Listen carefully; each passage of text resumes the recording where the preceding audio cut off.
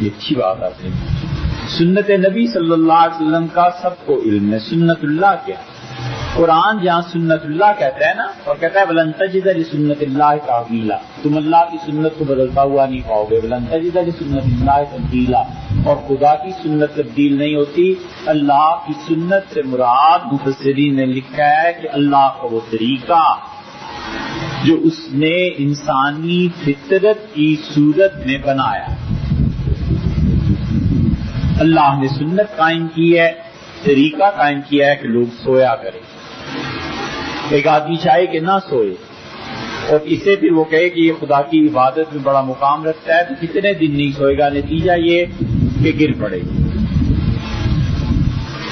اللہ نے بعض چیزیں سنت میں رکھتی ہیں. بڑا دانا ہے وہ آدمی، بڑا عقل مند ہے جو اللہ کی سنتوں کو سمجھتا ہے. ایک مثال اس کی دیں کہ پہلی بار کسی نے پوچھا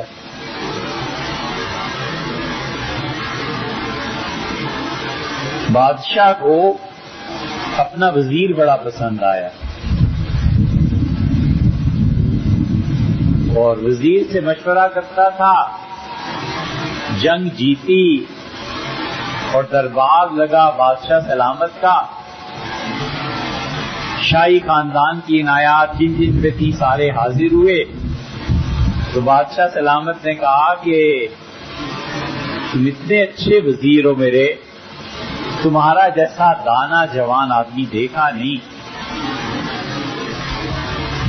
اور ایک امتحان ہے تمہارا اور جی چاہتا ہے آدھی سلطنت تمہیں دے دوں اور آدھی سلطنت پہ حکمرانی کرو، آدھی پہ میں کروں. وزیر ساری دانائی کے ساتھ خوش ہوا اور اس نے کہا حضور والا جیسے آپ کی طبیعت ہو. تو بادشاہ نے قلم دوات منگایا اور آدھی سلطنت وزیر کے نام لکھ دی اور کہا کہ اس میرے وزیر کو آئندہ سے بادشاہ سمجھا جائے، جو کہیں فلاں فلاں صوبے ان کے اختیار میں دیے جائیں. اور ساتھ ہی جلاد کو بلوایا اور کہا 3 سوال اس وزیر سے ہیں اور جتنی مہلت مانگے دے دو، اور اگر جواب نہ آیا تو قتل بھی کر دو، ورنہ یہ سلطنت کو تباہ کر دے.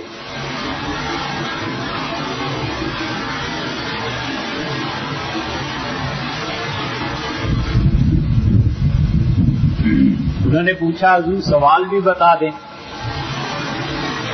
تو بادشاہ سلامت نے کہا کہ دنیا میں سب سے کچی چیز کیا ہے؟ اس کا جواب ڈھونڈ کے لاؤ. بڑا حیران ہوا. اس کا دوسرا سوال اسے کا ڈھونڈ کے لاؤ کہ دنیا کی سب سے پکی چیز کیا ہے؟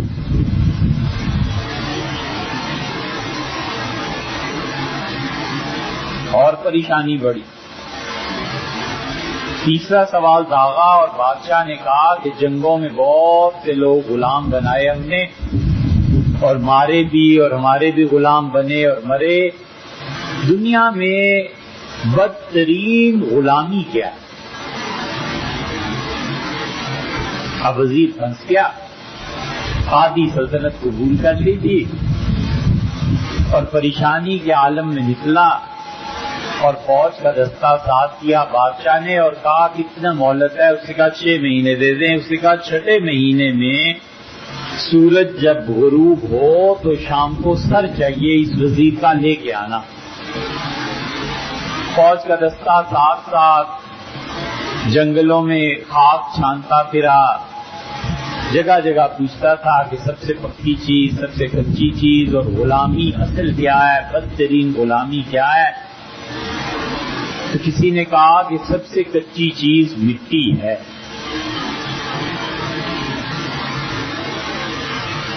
وزیر نے اس کا مذاق اڑایا اور کہنے لگا کہ سب سے کچی چیز اگر مٹی ہوتی تو لوگ پتھر مارنے سے مر نہ جاتے.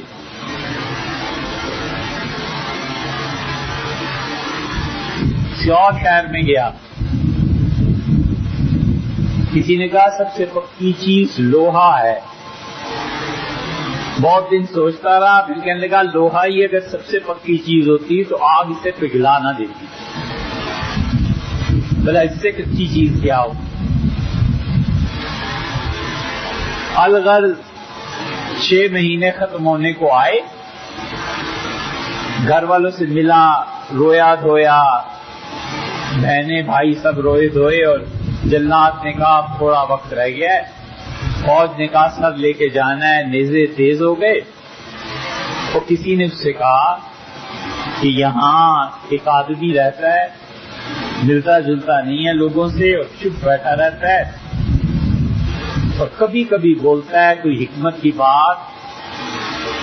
وزیر صاحب اگر اس کی خدمت میں حاضری دیں تو شاید وہ کوئی بات بتائے.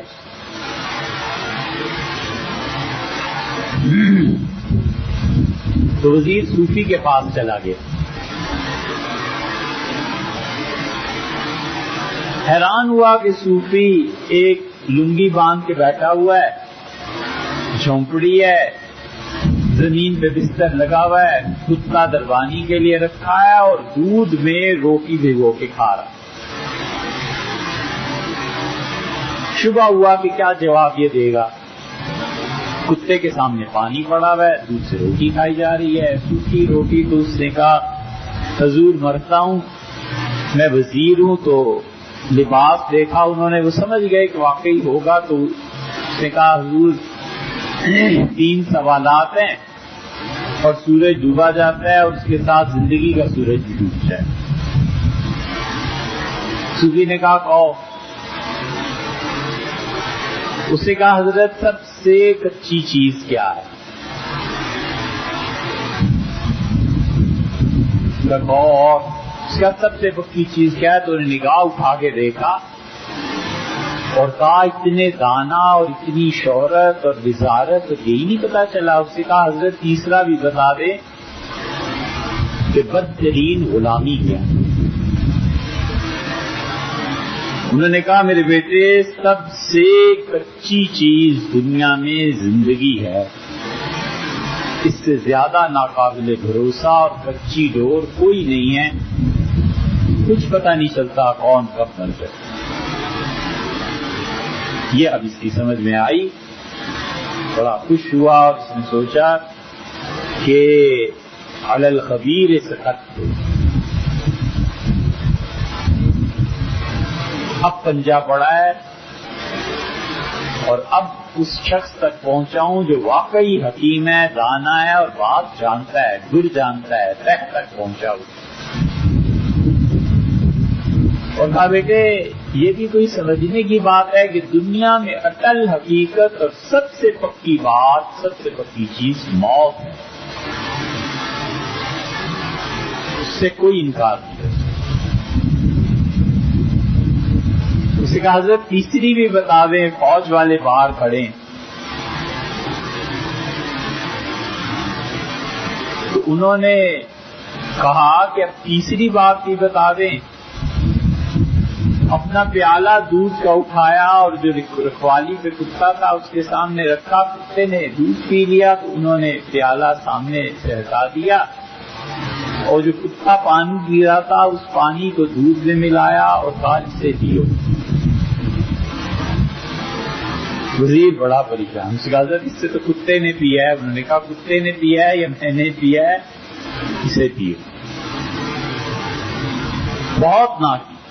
قصہ مختصر یہ کہ پیالے کی طرف ہاتھ بڑھایا تو وزیر شہزادوں جیسی زندگی گزاری دی. پیالہ اٹھایا اور طے شروع ہو گئی، رکھ دیا. انہوں نے کہا اسے پیو تو جواب ملے گا. جب اس نے دیکھا کہ مرتا ہوں تو پیا، طے کر کے آیا، پھر پیا اور کہا آخری قطرہ بھی پیا.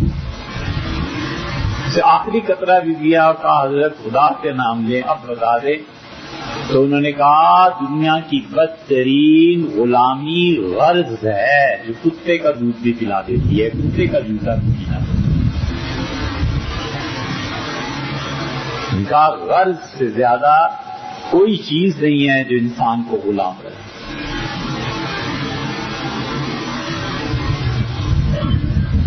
اللہ کی یہ سنت، اللہ کی سنت یہ ہے اور اس کا طریقہ یہ ہے کہ اس نے انسانوں کو انسانوں کے ساتھ باندھا ہے.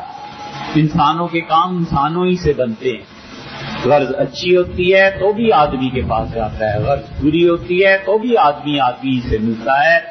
اسی لیے کیا زبردست بات حضور صلی اللہ علیہ وسلم, یہ جملہ ان کے نبی ہونے کا شاہد اور دلیل ہے. آپ نے فرمایا کبھی ایسی محبت کسی سے نہ کرنا کہ اسے ٹوکنا پڑ جائے تو ٹوک نہ سکو, اور اپنا حبن ہمیشہ درمیان میں رہنا, اور کسی سے نفرت بھی ایسی نہ کرنا کہ کل کو کام پڑ جائے تو اس کے منہ نہ لگ سکے.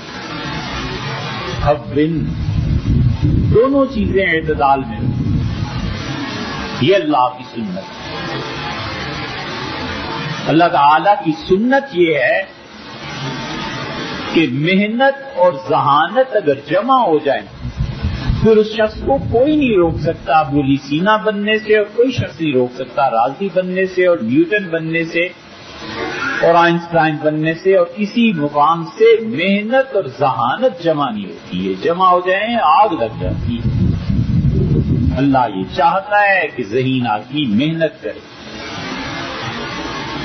بہادر آدمی اور اپنے غصے کو ضبط کر لے یہ ہوتا نہیں, بول دیتا ہے جو منہ میں آیا, مار دیتا ہے, شیگر پہ انگلی ہوتی ہے چلا دیتا ہے. بہادر آدمی غصے کو ضبط کر لے, اس کے نتیجے میں وہ بیسٹ پرفارمنس دیتا ہے, بہترین منتظم ہوتا ہے. وہ شخص جو ذہین ہوتا ہے, بہادر ہوتا ہے, اور اس کے باوجود اپنے جذبات پہ کنٹرول رکھتا ہے. یہ کیا بہادری ہے کہ بازار میں گئے, نظر پڑی اور پگھل گئے. یہ کیا بہادری ہے کہ دولت کا ڈھیر دیکھا اور پگھل گئے. یہ کیا بہادری ہے کہ عہدے کا نام سنا اور اندر سے دل ہلنے لگا کہ ہوئے اس کا یہ عہدہ ہے. ان ساری چیزوں پہ قابو پا کر اپنے آپ کو بہادری کے وصف کے باوجود جذبات میں نہ جانے دینا, اور اس کے نتیجے میں بہترین منتظم بننا, یہ اللہ کی سنت. اس لیے ذہین بچے محنتی نہیں ہوتے. ایک اور عام مثال دے دیں, جو یہ زیادہ خوبصورت ہوتے ہیں نا, یہ باوفا نہیں ہوتے. حسن اور وفا مل جائیں تو یہ نور جہان بن جاتی ہے. حسن اور وفا مل جائیں تو لیلا بن جاتی ہے, کیونکہ اسے پتا ہوتا ہے نا, وہ تو لفٹ ہی نہیں ہوتی. تمہاری اوقات کیا ہے, کیا کہا ہے اس نے داغ میں,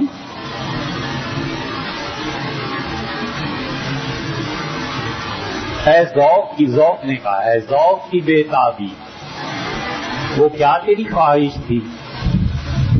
اے ذوق کی بے تابی, وہ کیا تیری خواہش تھی جس پر انہیں غصہ ہے, انکار بھی حیرت بھی. ذوق کہتا ہے تم نے کون سی تمنا ایسی رکھ دی تھی جس پہ وہ تمہارا محبوب جو ہے, جس پہ انہیں غصہ, بڑا غصہ آیا کہ ایسی فرمائش مجھ سے ایسا نہ لائی. تو صاف کہتی ہے کہ بالکل نہیں ہو سکتا. اور حیرت ہوئی کہ اچھا اس کی یہ ہمت ہونے لگی ہے کہ ہم جیسے خوبصورت لوگوں سے یہ وفا کی تمنا. سبحان اللہ, پاگل ہو گیا. اے ذوق کی بے تابی, وہ کیا تیری خواہش تھی جس پہ انہیں غصہ ہے, انکار بھی ہے. تو حسن اور وفا یہ چیزیں جب جمع ہو جائیں تو دنیا بدل جاتی ہے. یہ چیزیں ہیں جو اللہ کی سنتیں ہیں, ان کو سمجھتا ہے نا جو آدمی کو قابو پا لیتا ہے. اسے پتا ہوتا ہے کہ بچہ ذہین ہے اور یہ محنت نہیں کرتا, اس کے ساتھ اگر سختی کی گئی تو نکل جائے گا ہاتھ سے. نرمی اختیار کر لیتا ہے کہ اپنی ذہانت سے محبت کو شامل کر کے اسے رام کر. خوبصورتی ہے, حسن ہے, وفا کی توقع رکھنی ہی نہیں چاہیے. اپنے محبوب پہ جبر کرنا کہ تم مجھ سے محبت کرو کیونکہ میں تم سے محبت کرتا ہوں, یہ کون سی انسانیت اور انصاف. تو اس کے لیے جو ہیلے اختیار کرتا ہے وہ عام طور پر لوگ جانتے ہیں.